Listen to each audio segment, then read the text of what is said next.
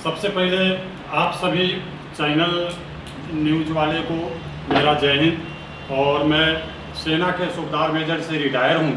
30 साल मैंने जो है देश का योगदान दिया हूँ और अभी मुजफ्फरपुर के पश्चिमी अनुमंडल का मैं सचिव हूँ। और मेरा कहना है सरकार से कि इनकी जितनी भी इनका व्यवस्था था, जैसे दारू का, और आप जो है ब्लॉक में चले जाइए, इनका दारू का अगर सारे काम मिला जुला जो है भगत का काम करता है, एक मिली जुली भगत।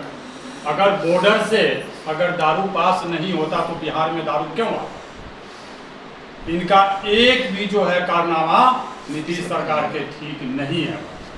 और ये जो है दारू सिर्फ जो है कागजों में बंद है, कानून में बंद है, लेकिन ग्राउंड लेवल पर कोई बंद नहीं है। सिर्फ इतना फर्क है कि 400 का बोतल 1800 में मिलता है, इतना ही। प्रशांत किशोर तो कहते हैं कि मेरी सरकार बनने की पहली कलम से जो है हमारा ये होगा कि हम इसको ओपन करेंगे। एकदम बिल्कुल।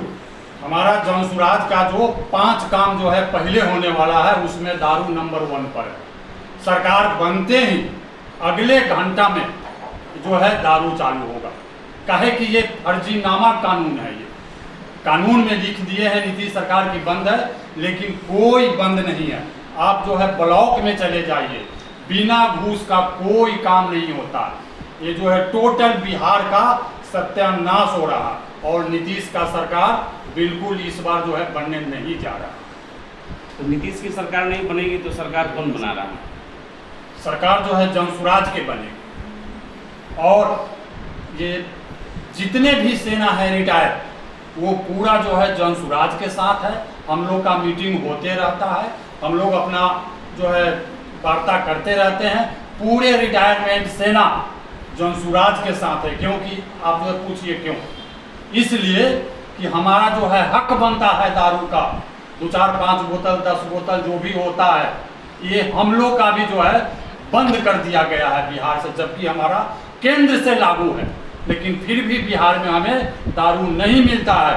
मजबूरन हम लोग को 400 का बोतल 1800 में कीन के पीना पड़ता है। इसीलिए हम लोगों ने पूरे फौजी ने विचार किया हूं कि इस बार जो है नीतीश की सरकार नहीं बनने दूंगा। नाम बताएंगे अपना? हाँ जी, मेरा नाम रमेश कुमार झा है। सेना के सूबेदार मेजर से मैं रिटायर। जनसुराजी नहीं है? हाँ, जनसुराज से हम जो है देश के हित के काम में करेंगे, चाहे कोई भी पार्टी से। जो पार्टी हमें अच्छा लगेगा, जो देश के जो अच्छा सोच रखेगा, जो शिक्षा का सोचेगा, जो विकास का सोचेगा, जो रोजगार का सोचेगा, जो पलायन का सोचेगा, उसके साथ रहूंगा। और हम गारंटी कार्ड भी बना करके देते हैं कि 12,000 तक का गारंटीड जो भी व्यवस्था है वो मिलेगा यहाँ पे युवाओं को। करीब 51 लाख जो बिहार से बाहर युवा हैं उनको तो कैसे मिलेगा? आप लोग देख रहे होंगे जब देश आज़ाद हुआ था तो उन दिनों शुरुआत के दिनों में आप देखेंगे तो सर्विस सेक्टर पे फोकस किया गया। सबसे पहले एग्रीकल्चर, नीति आयोग से पहले था प्लानिंग कमीशन, योजना जो आयोग था वो योजना आयोग जब बनाया जाता था, पंचवर्षीय योजना जब बनता था 5 वर्ष के लिए, तो पहले कृषि पे फोकस किया गया, उद्योग पे बाद में। हमारे देश में उद्योग की जो वो है फैक्ट्रीज वगैरह या तमाम चीज़ें हैं उनकी कम मतलब वो की गई, पहले की गई। सर्विस सेक्टर को बढ़ावा दिया गया। जैसे आप देखेंगे हमारे कर्नाटका वगैरह में, बेंगलोर वगैरह में आप देखिएगा तो बहुत मतलब हद तक आपको मिलेगा कि वहाँ सर्विस सेक्टर से बहुत सारा नौकरी है जिसको लेकर के लोग मतलब अच्छा जीवन यापन कर रहे हैं। तो कहीं ना कहीं बिहार जैसे लैंड लॉक स्टेट को हमको सर्विस सेक्टर के थ्रू डेवलप करना पड़ेगा।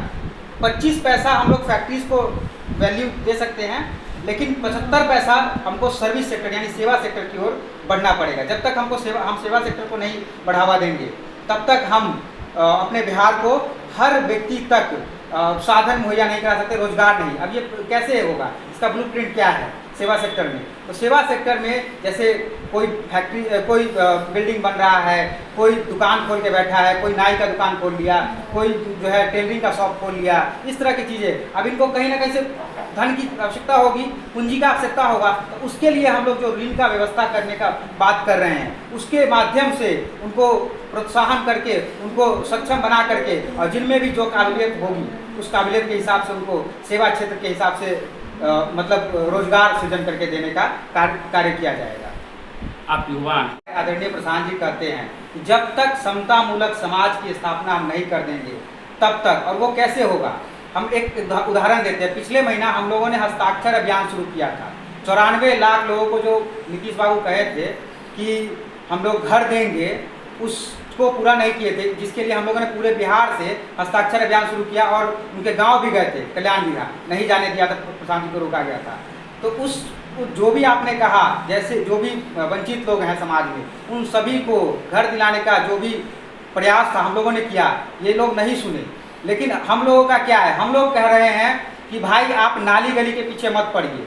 शिक्षा को मूल रूप से अगर मूल भाव के रूप में अगर हम समझेंगे, अगर सब चीज़ों को अगर छोड़ करके सेंटर में अगर शिक्षा को लाया जाए, क्योंकि हम लोग उस धरती से आते हैं जहाँ विश्व का हर व्यक्ति हमारे यहाँ पढ़ने आता था। नालंदा जैसे विश्वविद्यालय को और तक्षशिला जैसे विश्वविद्यालय को हम लोगों ने अपने महान शिक्षक दिए, आचार्य चाणक्य। उस धरती से हम लोग आते हैं और हमारे मूल से शिक्षा निकल गया। आज सरकारी आप आंकड़ा निकाल के देख लीजिए, आपको पता चलेगा कि यहाँ के जो विश्वविद्यालय के स्थिति ये है कि यहाँ से पढ़ करके बच्चा कोई बड़े पदाधिकारी नहीं बन रहे हैं, कोई इकोनॉमिस्ट नहीं बन रहा, कोई IAS नहीं बन रहा है, कोई मैथमेटिशियन नहीं बन रहा है, कोई हिस्टोरियन नहीं बन रहा है। बड़े दुर्भाग्य की बात है। बन बिहारी रहे हैं, लेकिन बाहर से पढ़ के, कोई BHU से पढ़ रहा है, कोई JNU से पढ़ रहा है, कोई कहीं से पढ़ रहा है, लेकिन बिहार की यूनिवर्सिटी से नहीं। तो हमको मूल रूप से जब तक शिक्षा को मूल में नहीं लाएंगे, समतामूलक समाज का स्थापना नहीं कर सकते हैं। और जो भी आपने कहा कि वंचित समाज, जिनके पास घर नहीं है, जो भी व्यवस्थाएं नहीं है, ऐसा नहीं कि कोई भी सरकार आएगा तो सब अमीर हो जाएंगे और सब, मतलब ऐसा नहीं है कि सबको घर मिल जाएगा।